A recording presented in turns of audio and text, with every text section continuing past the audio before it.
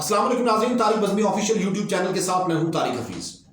ناظرین، ایک ایسا دشمن کہ جو روایتی حریف ہے، ایک ایسا دشمن جو پاکستان کو صفحہ ہستی سے مٹانے کی بات کرتا ہے، ایک ایسا دشمن کہ جو پاکستان کو کسی بھی حوالے سے کامیاب نہیں دیکھنا چاہتا، ایک ایسا دشمن کہ جو پاکستان کو جگہ جگہ ذلیل اور رسوا کرنے کے خواب دیکھتا ہے، وہ دشمن اب پاکستان کی تعریف کر رہا ہے۔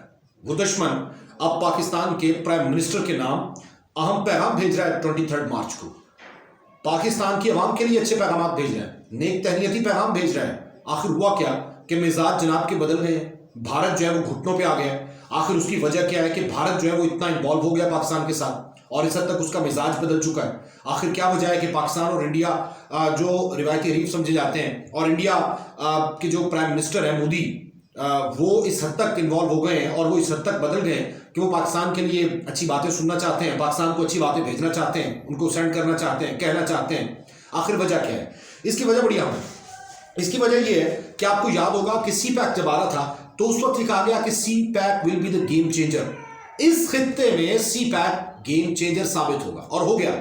اس کی سب سے بڑی وجہ یہ کہ جب سی پیک شروع ہوا تو اس وقت انڈیا کے ذریعے اس کو سبوٹاج کرنے کی کوشش کی امریکہ نے، کیونکہ امریکہ کبھی نہیں چاہتا کہ چائنا جو ہے وہ لیڈ کرے دنیا کو، چائنا سپر پاور بنے۔ اور اب امریکہ یہ سمجھ رہا ہے کہ چائنا جو ہے وہ سپر پاور بننے جا رہا ہے، اس نے تیاری کر لی ہے۔ اور یہ خواب جو ہے، یہ خدشہ جو ہے وہ امریکہ کا، یہ غلط نہیں ہے کیونکہ چائنا اس وقت انوالو ہے اس خطے میں۔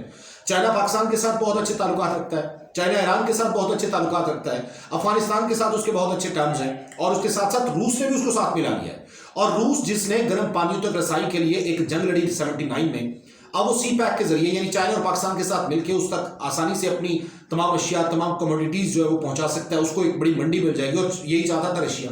تو یہ ایک بلاک سا بن گیا۔ اب جب یہ بلاک بن گیا، جب سی پیک کمپلیٹ ہو رہا ہے، جب خطے کی صورتحال بدل رہی ہے، جب ٹرکی کے ساتھ اس بلاک کے بہترین تعلقات ہیں، تو اس وقت انڈیا اپنے آپ کو اکیلا فیل کر رہا ہے، کیونکہ ہزاروں میل بیٹھے دور امریکہ سے وہ اس قسم کی سپورٹ نہیں حاصل کر سکتا جو کہ خطے میں، جو اس کے آس پاس کے جو نیبر کنٹریز ہیں اس کے ساتھ اس کے اچھے تعلقات نہ ہو، اس کے ساتھ اس کی بانڈنگ نہ ہو۔ تو یہ سمجھ چکا ہے انڈیا۔ اس وجہ سے انڈیا کی ٹون چینج ہو گئی، اس وجہ سے انڈیا کا لہجہ چینج ہو گیا، اور یہ چینج اسی وجہ سے ہوا۔ اب انڈیا ہر محاذ پہ پیچھے ہو گیا۔ ماسکو میں آپ دیکھ لیں، جب طالبان کے ساتھ مذاکرات ہونے تھے تو اس مذاکرات میں انڈیا نے پریشرائز کیا روس کو امریکہ کے ذریعے کہ اس میں انڈیا کو انوالو کیا جائے۔ انڈیا چاہتا تھا افغانستان کے جو ڈائلاگ ہیں اس میں اس کا برابر کا حصہ ہو، لیکن چونکہ پاکستان کا حصہ ہے اور پاکستان بہترین طریقے سے اس کو لے کے چلا ہے، پاکستان نے پہلے دوحہ میں اس قسم کے ڈائلاگ کنڈکٹ کروائے ہیں، اور پاکستان کے بغیر افغانستان میں امن قائم نہیں ہو سکتا، اور پاکستان نے کوششیں بھی کی ہیں، اور انٹرنیشنل سطح پر پاکستان کو اس لیے سراہا بھی گیا ہے، تو اس وجہ سے انڈیا کو نہیں بلایا گیا۔ انڈیا کچھ سبکی ہوئی، اور اس کے بعد اب انڈیا جو ہے وہ گھٹنوں پہ آ گیا ہے۔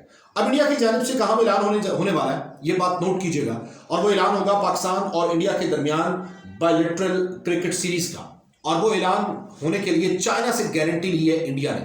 چائنا سے گارنٹی کیوں لی ہے؟ کیونکہ چائنا اس کے اعصاب پہ سوار ہو چکا ہے، چائنا اندر گھس کے بیٹھ گیا تھا، اور جب بلیک آؤٹ ہوا ممبئی میں تو انڈین انٹیلیجنس نے اس ایجنسی سے پوچھا تھا جو انویسٹیگیٹ کرنے آئی تھی کہ یہ چائنا نے تو کہیں نہیں کروایا بلیک آؤٹ۔ تو چائنا سے اس حد تک ڈرے ہوئے ہیں، اور چائنا کی امپورٹنس بھی یہ ہے کہ وہ سی پیک میں بڑا انوالو ہے، پاکستان کے ساتھ اس کے بہترین تعلقات ہیں، تو اس لیے گارنٹی جو ہے وہ چائنا سے لی ہے۔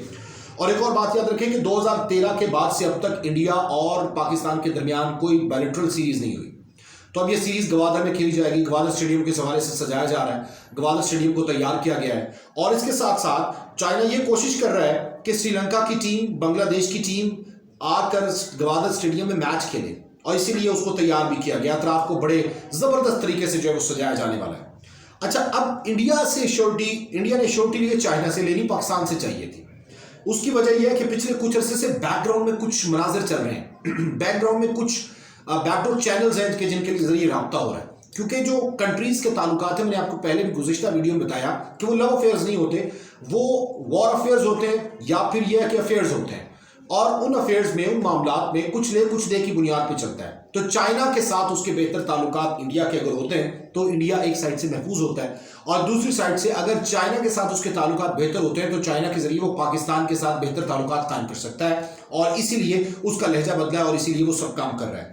اب مودی نے بھارتی آرمی چیف इस वक्त मोदी और भारतीय आर्मी चीफ यानी गवर्नमेंट और जो आर्मी है उसमें डिवीजन पाई जा रही है, उसमें इख्तिलाफात पाए जा रहे हैं, उसमें इस वक्त तकसीम है। अभी आप देखेंगे भारतीय आर्मी चीफ की जानिब से गुज़िश्ता रोज़ एक बयान दिया गया और वो बयान ये था कि पाकिस्तान जो है वो सीज़ फायर की खिलाफ वर्जी कर रहा है। पाकिस्तान जो है वो इस वक्त अक़वाम मुत्तहिदा की इंसानी हकूक़ की खिलाफ वर्जी कर रहा है यानी कश्मीर में। इसके साथ साथ उन्होंने दीगर गोलाबारी का इल्ज़ाम भी लगा दिया, इसी तरह उसने असले की खरीदारी का इल्ज़ाम भी लगा दिया। ये सारे इल्ज़ाम जो भारतीय आर्मी चीफ लगा रहा है वो आखिर क्यों लगा रहा है? उसको पता है कि इस वक्त गवर्नमेंट जो है वो बिछी पड़ी है, गवर्नमेंट जो है वो घुटनों पे आ गई है और इंडिया की आर्मी जो है वो नहीं चाहती कि किसी भी तरह पे पाकिस्तान और इंडिया के दरमियान बेहतरीन ताल्लुकात हों। अगर हुए और टेबल पे आ गए, मुज़ाकरात की टेबल पे आ गए, तो आर्मी को कश्मीर से जाना होगा, कश्मीर से निकलना होगा और पाकिस्तान के खिलाफ जो बजट इस्तेमाल करते हैं, जो वो बजट हासिल करते हैं, जो इतना टहका रखते हैं और इतनी इन्वॉल्वमेंट रखते हैं, वो खत्म हो जाएगी। तो इसलिए इंडियन आर्मी चीफ की जानिब से एक स्टेटमेंट जो है वो इस हवाले से दिया गया और पाकिस्तान के खिलाफ बड़ी बातें की। और दूसरी जानिब जो मोदी है इमरान खान को विश कर रहे हैं, मोदी जो है वो लेटर्स लिख रहे हैं, मोदी जो है इमरान खान के लिए नेक तमन्नाओं का इजहार कर रहा है। समझ नहीं आ रही, इस वक्त इंडिया तकसीम हो चुका है, गवर्नमेंट किसी और पेज पर है, आर्मी किसी और पेज पर है। इंडिया एक सेकुलर मुल्क नहीं है।